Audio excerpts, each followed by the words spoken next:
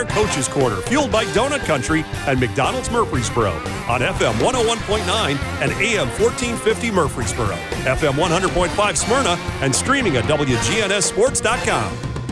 And this portion of the Coach's Show is brought to you by Sir Pizza, whose 3 Murfreesboro locations offer a huge selection of mouth-watering pizzas, sandwiches, pastas, and wings. You can order your favorite pizza online at sirpizzatn.com. Omar Smith is our guest here on the Prentice Allsup Heating and Air Coach's Corner, the Smyrna Bulldogs head coach. And before we get into last night and kind of what's ahead here for the Bulldogs, I wanted to ask you, you have a lot of experience in terms of you're a relatively young man, but you have been around. I mean, let me see.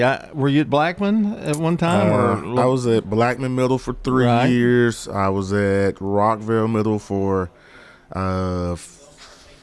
8 years. 5 as the head coach. 2 as an assistant with the girls on the Coach Chestnut. I was at Whitworth Buchanan for 2 years. I was at Riverdale for 3 years. I remember this is my 21st year. Oh, you're kidding me! In the county, yeah, I'll be 45 in April. So you've held up pretty well, Coach. I'll tell you. What I wanted to ask you about, you've worked under a lot of coaches, a lot of different coaches, a lot of different styles, and did you take a little bit from each one of them, or I mean, how does that kind of come around? Yeah, I still have – I probably shouldn't say that. I still have Michael Voss's playbook from when I was over there. Well, you just heard that. So I still have Eric Moore's playbook from when I was at Blackman Middle 20 years ago. Now, I remember go back that far with Eric. Yeah. So, I take stuff from everybody. I always tell people – I tell my wife and tell my kids, the best teachers and the best coaches, we steal stuff from people who are better than us and make it work for you. So. And I know you got the middle school experience, then you stayed with the high school for a few years, and like with Michael, I guess you were with Michael. Were you with Michael at Riverdale? I was. Oh, yes. Yeah. Uh-huh. And so, and he has the Barry Wortman, history. Right. So I guess that's true. Everybody takes from everybody. I've stolen some of Barry Wortman's plays. I've stolen some of Tony Rutland's plays. I've taken from everybody. Well, right now, I've got you at 13-13, which I guess, give or take a win or two. I think I'm a little off on that, but but you have played the last 3 games. You won 86-53 over Knowledge Academy, then won a big win over Wilson Central, and by 9. And then you took on Laverne, and for a half, you were ahead in that ball game. Yeah, we were up 8 with 3 minutes left in the third quarter last night, and then things shifted. Those guys. Battle tests have been in the state tournament. You can see they never panicked.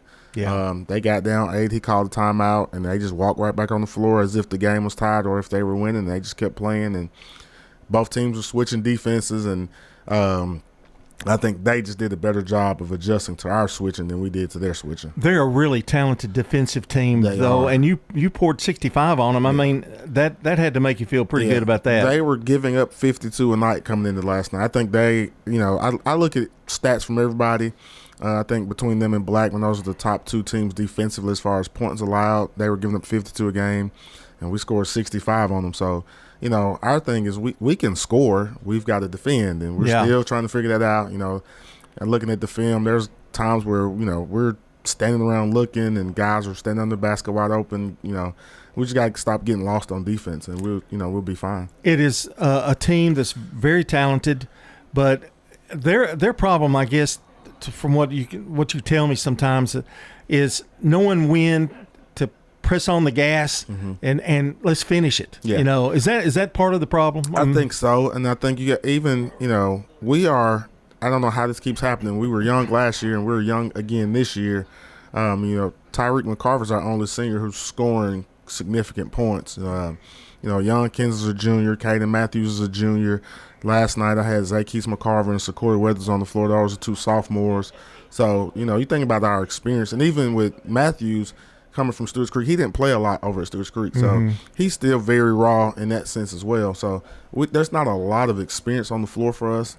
And so we're just having to grow up on the fly. Yeah, it's in crunch times. And when you have a lead, I guess it's really hard for them to Danny, we were talking out before we had this interview, and Danny made a good point. It's kind of like what did we do that got us up by 8, and why did we stop doing it? You know, and it's so frustrating, isn't it? That consistency and getting them to buy into that. You know, here's a crazy stat for you. We're actually 13-14. We played 27 games. We've had a second half lead, I think, in 24 of our 27 games. Unbelievable. But it makes it, I think, for an interesting district tournament that's coming up, because you're a team that's, to me, if I were having to play you in the first round or second round or whatever, I would be a little nervous, because I think you're capable of doing a lot of damage in this thing. We are, and I think, we know, and I think teams understand no lead is safe against us. I mean, you could say the same thing with us when we're leading, but I think teams understand is, you might be up 9-10 on us, but the game's not over with. Cookeville, we were down 13 Tuesday night, and we got right back in the game, no problem.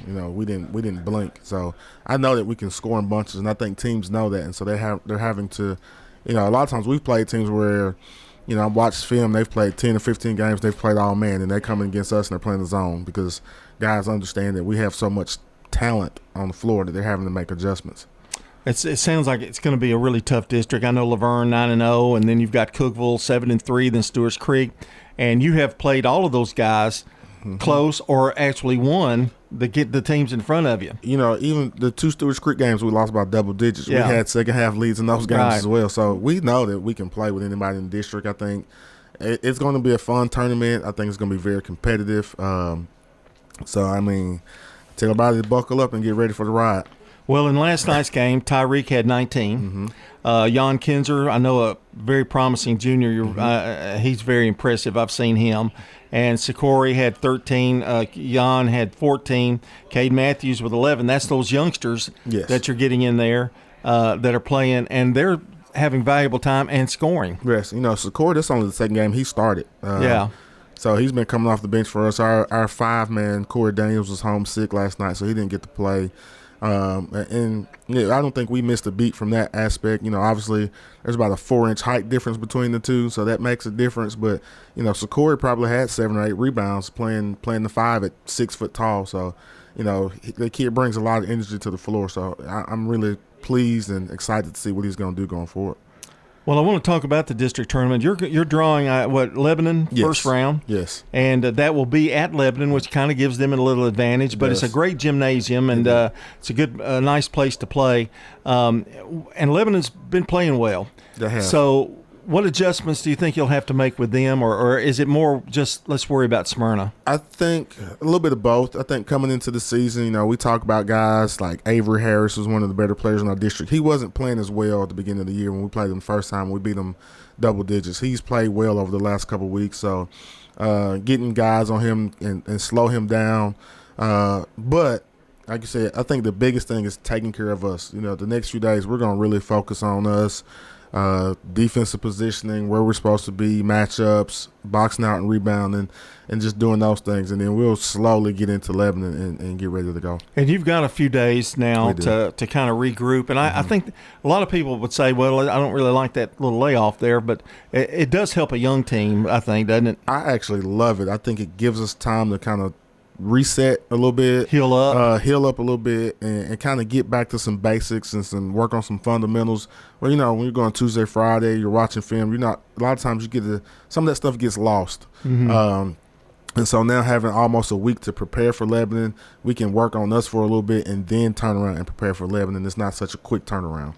And I know the key, go home, win or go home, but that is a key in more than different ways, because if you can beat Lebanon, win this first game, that really has to help momentum and give them more confidence, because I think sometimes it might be a little confidence issue too. Absolutely. Like I said, we're going to focus on them. We've talked about, a district championship in the region, but the big thing is, listen, we're just going to put all our eggs in this one basket and just focus on this one game and do everything in our power to make sure that we win that game. So then we can look at, all right, what does it look like to play in a region tournament, and how do we approach that? I think, Omar, too, I don't know that people give your district enough credit in terms of it's loaded. It is. It really is. It's great coaches. Every team. You look at Wilson Central, who's 1-9. they've got 2 kids on their team who can give you 20, 25 points easily. Right. So, I mean, everybody's got a couple kids that can really get after it, can play. So, it's a really good district. I think guys are battle tested. I've looked at Laverne's schedule. They played, I think, the 6th toughest schedule in the state. You know, Cookeville goes to Florida every year. And, you know, it's you're going to see guys that have been through that fire. And like I said, it's going to be very competitive. Well, definitely good luck to you. I did want to ask one question, though. It was Valentine's Day yesterday, and you were coaching.